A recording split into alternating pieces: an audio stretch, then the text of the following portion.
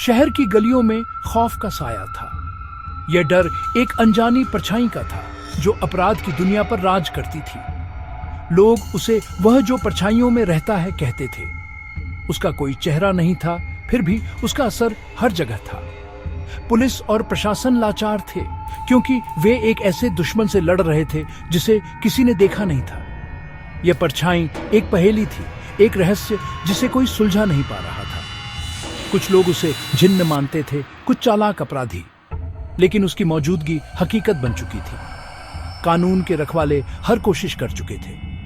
कई टीमें बनाई गईं, लेकिन नतीजा हमेशा सिफर ही रहता था। ऐसा लगता था जैसे वह परछाई पुलिस से हमेशा 2 कदम आगे चल रही हो। शहर के लोग अब रात में बाहर निकलने से डरने लगे थे।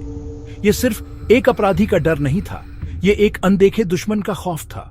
यह कहानी सिर्फ एक अपराधी की नहीं, बल्कि एक सोच की थी।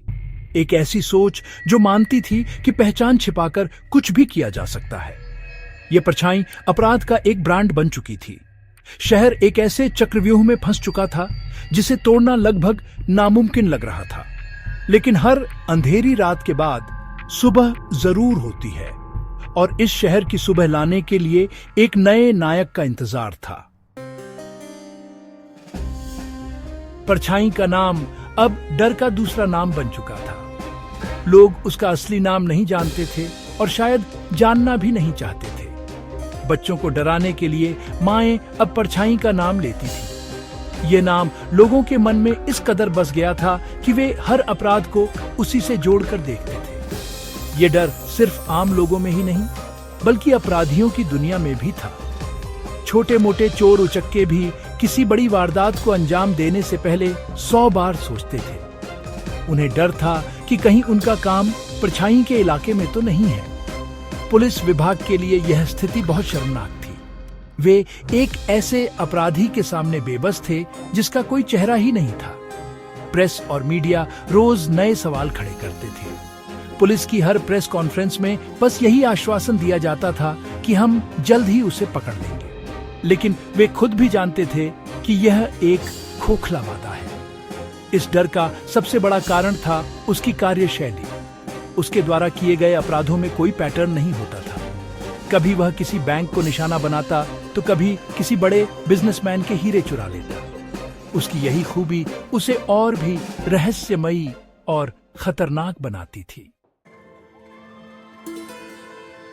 जब शहर इस अनदेखे दुश्मन के सामने लगभग घुटने टेक चुका था, तब इस केस की बागडोर आर्यन शेखावत को सौंपी गई। आर्यन कोई साधारण पुलिस ऑफिसर नहीं था।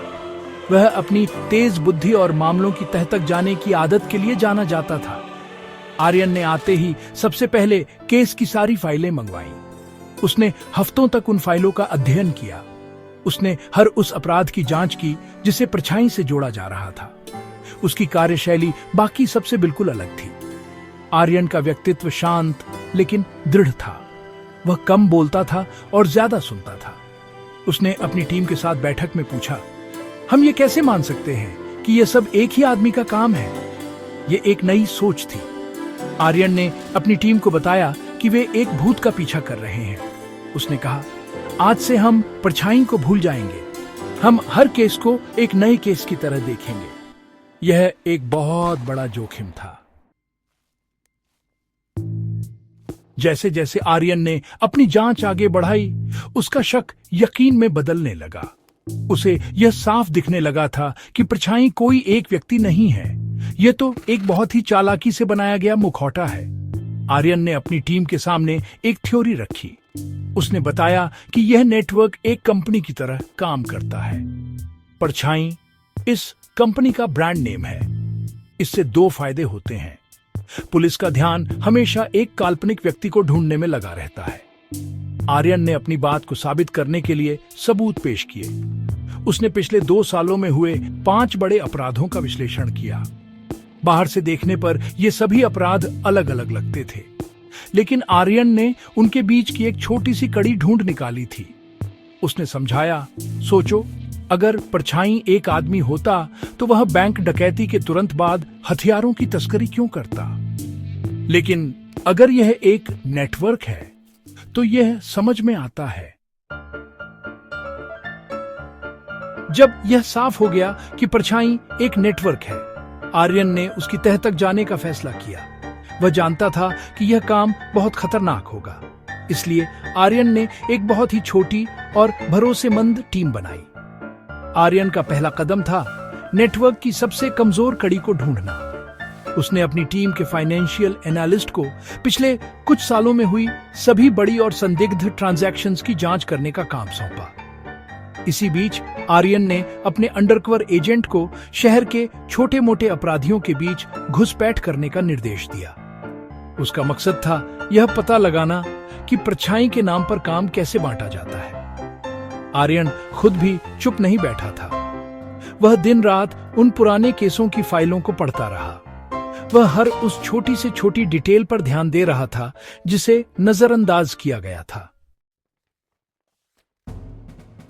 आर्यन और उसकी टीम की मेहनत रंग लाने लगी। फाइनेंशियल एनालिस्ट को एक पैटर्न मिला। शहर के कई इलाकों में छोटे छोटे व्यापारों के नाम पर खाते चल रहे थे। इन खातों में पैसा आता और तुरंत ट्रांसफर हो जाता था। उसी समय आर्यन के अंडरकवर एजेंट ने भी एक महत्वपूर्ण जानकारी भेजी। शहर के बाहरी इलाके में एक पुराना गोदाम था, जहां रात के अंधेरे में संदिग्ध गतिविधियां होती थी। आर्यन ने तुरंत उस गोदाम पर नजर रखने का आदेश दिया। उसने अपनी साइबर टीम को उस इलाके के सभी नेटवर्क ट्रैफिक पर नजर रखने को कहा। अब आर्यन के पास नेटवर्क की पहली परत को तोड़ने के लिए पर्याप्त सबूत थे। उसने एक बहुत ही सावधानीपूर्वक योजना बनाई। उसने नेटवर्क में एक झूठी खबर फैलाई कि पुलिस को उनके विदेशी सर्वर का पता चल गया है। जैसे ही मैनेजर ने अपने आका से संपर्क किया, आर्यन की साइबर टीम ने उस सिग्नल को इंटरसेप्ट कर लिया। उन्होंने पाया कि सिग्नल शहर के ही एक पॉश इलाके में स्थित एक टेक कंपनी के ऑफिस से आ रहा था। आर्यन ने अब अपनी पूरी ताकत झोंक दी। एक तरफ उसने गोदाम पर छापा मारने के लिए एक टीम भेजी और दूसरी तरफ वह खुद सिद्धांत राय के ऑफिस पहुंचा। लेकिन आर्यन पूरी तैयारी के साथ आया था। उसने सिद्धांत के सामने वह सारी जानकारी रख दी जो उसकी टीम ने इकट्ठा की थी। आर्यन ने यह सिद्ध कर दिया था कि शहर में हुआ हर बड़ा अपराध किसी एक व्यक्ति का काम नहीं था, बल्कि वह सिद्धांत राय द्वारा बनाए गए एक विशाल नेटवर्क का हिस्सा था। सिद्धांत राय और उसके नेटवर्क के मुख्य सदस्यों की गिरफ्तारी एक बहुत बड़ी जीत थी। मीडिया में आर्यन शेखावत की सूझबूझ की तारीफ हो रही थी, लेकिन आर्यन जानता था कि यह लड़ाई अभी खत्म नहीं हुई है। आर्यन ने अपनी जांच का दायरा और बढ़ा दिया।